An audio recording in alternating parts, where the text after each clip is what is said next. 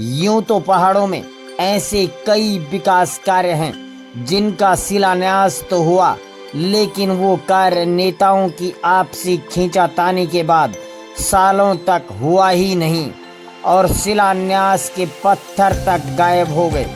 फिलहाल जो मामला हम आपको दिखा रहे हैं वो यमकेश्वर विधानसभा का है और आप जानते हैं कि यहाँ की पूर्व विधायक वर्तमान में विधानसभा की अध्यक्षा भी हैं और वर्तमान विधायक रेणु बिष्ट भी भाजपा से ही हैं और उनके बारे में तो आप भली भांति जानते होंगे।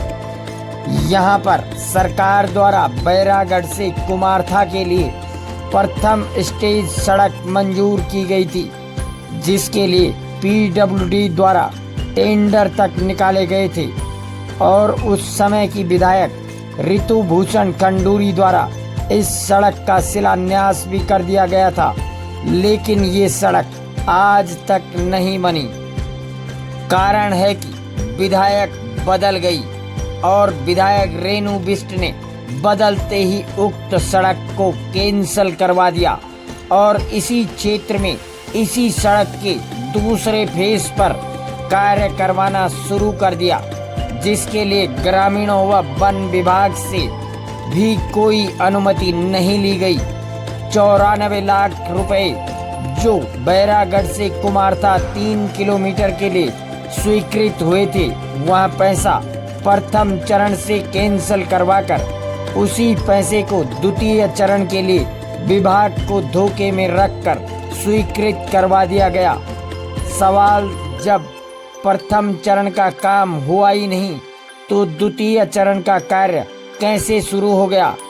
दो विधायकों का झगड़ा, परेशान ग्रामीण हैं, मामला आज भी कोर्ट में है, फिर भी धड़ल्ले से कार्य चल रहा है। बता दें कि खंडूरी सरकार में बैरागढ़ के लिए एक बड़ा पुल स्वीकृत हुआ था। इस पुल की मांग ग्रामीण वर्षों से कर रहे थे, क्योंकि इस पुल से कई गांव जुड़ने थे। है यमकेश्वर ब्लॉक के कुमारथा का।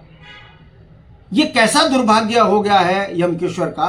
सरकार भाजपा की, दोनों विधायक भाजपा के, मगर एक दूसरे की स्वीकृत सड़कों को कैसे बंटाधार लगाया जा रहा है।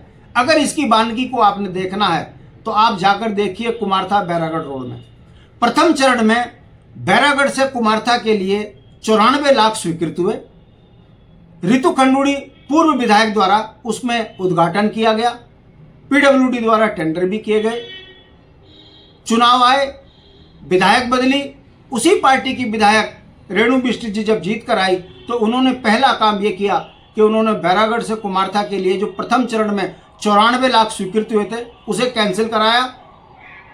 द्वितीय चरण में उस पैसे को स्वीकृत कराकर प्रथम चरण की सड़क बिना बने द्वितीय चरण की सड़क के लिए जो है पीडब्ल्यूडी से सड़क कटवाना शुरू कर दिया। मामला हाई कोर्ट तक में अभी पेंडिंग है। हमारा ये कहना है कि जब प्रथम चरण में 94 लाख स्वीकृत हो गए थे, उसके लिए उद्घाटन भी हो गया था, तो रेणु बिष्ट जी ने उसे किस दबाव में कैंसिल कराया। द्वितीय चरण में न जंगलात से स्वीकृति ली, बड़े बड़े पेड़ काट दिए गए, न ग्रामीणों से स्वीकृति ली और ग्रामीणों की नाप खेत खोद दिए और सड़क जबरन जो है ऊपर चढ़ा दी गई। हमारा ये कहना है, ये कैसी उल्टी गंगा उत्तराखंड में बह रही है कि प्रथम चरण का काम बिना कराए द्वितीय चरण का काम पीडब्ल्यूडी के से जबरन स्वीकृत कराकर, मुख्यमंत्री से स्वीकृत कराकर पीडब्ल्यूडी वो रोड काट रही है। ग्रामीणों में रोष है। ग्रामीणों का यह कहना है कि यदि ये 94 लाख रुपए प्रथम चरण में लगते तो द्वितीय चरण का कार्य और अच्छी तरीके से गतिमान होता।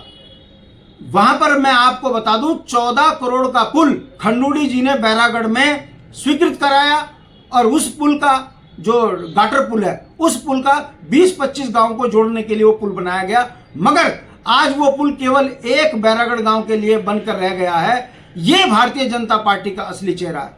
यदि कुमारथा के लिए अलाइनमेंट अगर चेंज हो गई तो कम से कम 15 से 20 गांव सड़क से वंचित होंगे। वो तमाम गांव वो हैं जहां विशेष समुदाय के लोग रहते हैं। मगर दुर्भाग्य की बात है, भारतीय जनता पार्टी की सरकार दोनों भाजपा की विधायक रही हैं और दोनों अपने अहम के कारण उत्तराखंड के ग्रामीणों के हक हकूकों पर डाका डाल रही है।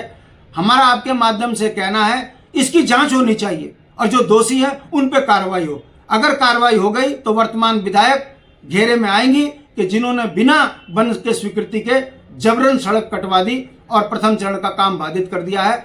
ग्रामीणों में रोष है। प्रधान से लेकर प्रधान संगठन के अध्यक्ष मीना बेनीवाल द्वारा ये कहा गया है कि भारी उत्तराखंड की जनता के साथ जुल्म भारतीय जनता पार्टी की ही सरकार कर रही है। दुर्भाग्य से मीना बेनीवाल भी भारतीय जनता पार्टी की ही प्रधान संघ की अध्यक्ष है। ये काला काम अगर कहीं हो रहा है तो वो यमकेश्वर में है। अगर इसमें सुधारीकरण नहीं हुआ तो एक बड़ा जन आंदोलन खड़ा किया जाएगा।